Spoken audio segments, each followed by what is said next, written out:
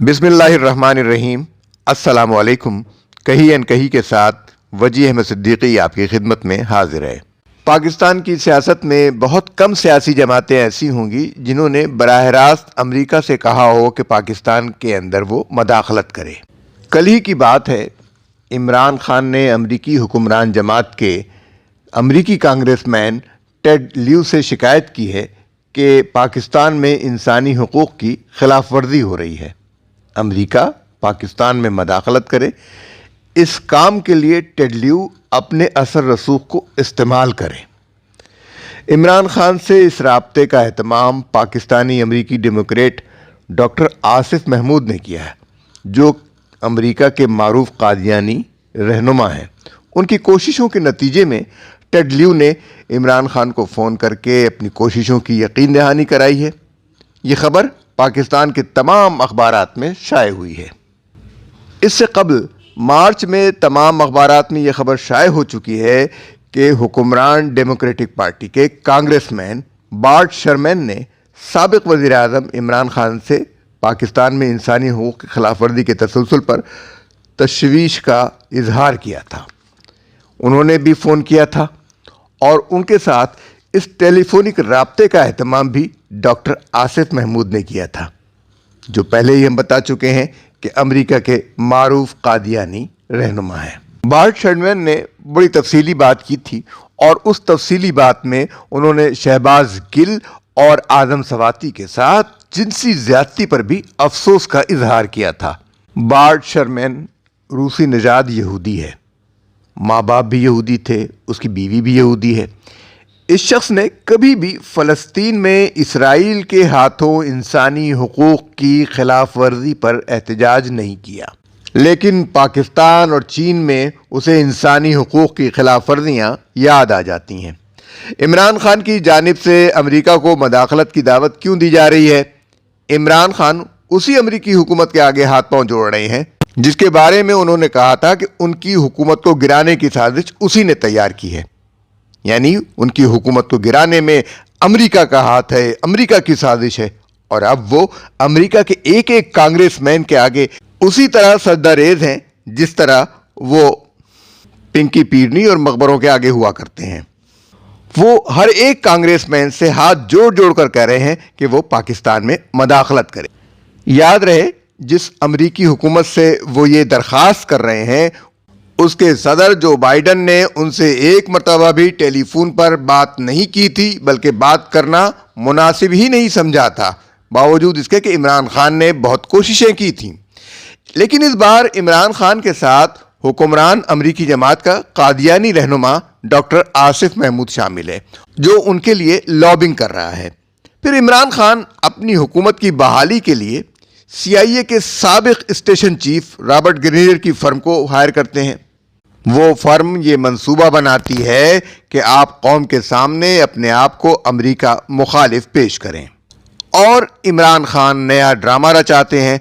Absolutely not, हम कोई ग़ुलाम हैं, जो आप कहेंगे हम कर लेंगे। लेकिन आखिर में यू टर्न लेते हैं कि वो साजिश अमेरिका ने नहीं की, बल्कि जनरल बाजवा ने की थी। और अब ये हाल है कि अपनी हुकूमत की बहाली के लिए अमेरिका से मदद मांग रहे हैं।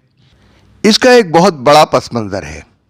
पाकिस्तान अब खित्ते के बदलते हालात के पेश नज़र सिर्फ अमेरिका पर इन्हिसार नहीं कर सकता, और अमेरिका अफ़गानिस्तान में, इराक़ में और दीगर कई ममालिक में इसीलिए तो फ़ौजें लेकर दाखिल हुआ था। वहाँ अमेरिका के बकौल इंसानी हुकूक की खिलाफ वर्जी हो रही थी। अमेरिका पाकिस्तान में इस वक्त दाखिल होना चाहता है, अपना फ़ौजी वजूद रखना चाहता है, इसलिए कि वो ये समझता है कि खित्ते में उसकी फ़ौजी गैर मौजूदगी न सिर्फ खित्ते में चीन के असरात को फैलने में मदद देगी, बल्कि खित्ते के ममालिक का इन्हिसार उस पर से कम होता चला जाएगा। तकरीबन 4 साल बाद CPEC का रास्ता दोबारा खुला है। पाकिस्तान चीन सरहद दोबारा खुली है, जो जनरल आसिम बाजवा ने बंद करा दी थी। अमेरिका पाकिस्तान में इस वक्त इसलिए दाखिल होना चाहता है कि वो एक बार फिर CPEC के मंसूबे को शुरू होने से रोक दे। माना ये होगा کہ پاکستان میں قادیانیوں کے ساتھ بہت ظلم ہو رہا ہے، انسانی حقوق کی خلاف ورزیاں ہو رہی ہیں، پی ٹی آئی کو سیاسی آزادی حاصل نہیں ہے، اسے سیاسی انتقام کا نشانہ بنایا جا رہا ہے، اور یہ بھی ممکن ہے کہ مسلمانوں کی کسی مذہبی اقلیت کو نشانہ بنا کر اسے بہانہ بنایا جائے۔ بہرحال کچھ بھی ہو سکتا ہے، لیکن یہ بات بالکل واضح ہے کہ عمران خان اب پاکستانی فوج سے تو مایوس ہو چکے ہیں، اس لیے وہ اب بین الاقوامی اسٹیبلشمنٹ کا سہارا لے رہے ہیں۔ ان کا ریاست مدینہ کا نعرہ محض ایک ڈھونگ تھا۔ ان کے یہودیوں اور قادیانیوں سے کھلے روابط ہیں، وہی ان کے بیرون ملک سوشل میڈیا پروپیگنڈے کو فروغ دے رہے ہیں۔ عمران خان بھٹو صاحب کی طرح ہنری کیسنجر کا خط لہرانے کی نقل کر رہے تھے، لیکن بھٹو صاحب تو واقعی امریکی سازش کا نشانہ بن گئے تھے۔ تحریک استقلال کے بانی رہنما اصغر خان، جو آخری عمر میں پی ٹی آئی میں شامل ہو گئے تھے، انہوں نے 1977 کی تحریک میں بار بار کہا تھا کہ ہم بھٹو کو کوہالہ کے پل پر لٹکائیں گے، اور پھر کچھ ایسی سازش ہوئی کہ بھٹو صاحب کو پھانسی ہو گئی۔ تو امریکی سازش تو ایسی ہی ہوتی ہے۔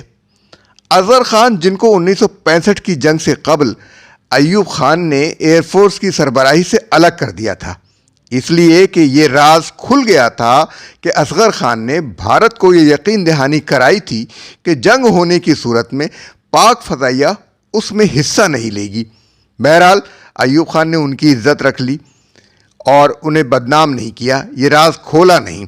لیکن 1977 کی تحریک میں اصغر خان ہی امریکہ سے رابطے میں تھے اور اس تحریک کے لیے امریکہ سے رقوم وصول کر رہے تھے، اور بھٹو صاحب کی حکومت کے گرتے ہی یہ ایران گئے، اور ایران میں اس وقت شہنشاہ کی حکومت تھی جو امریکہ کی سرپرستی میں قائم تھی۔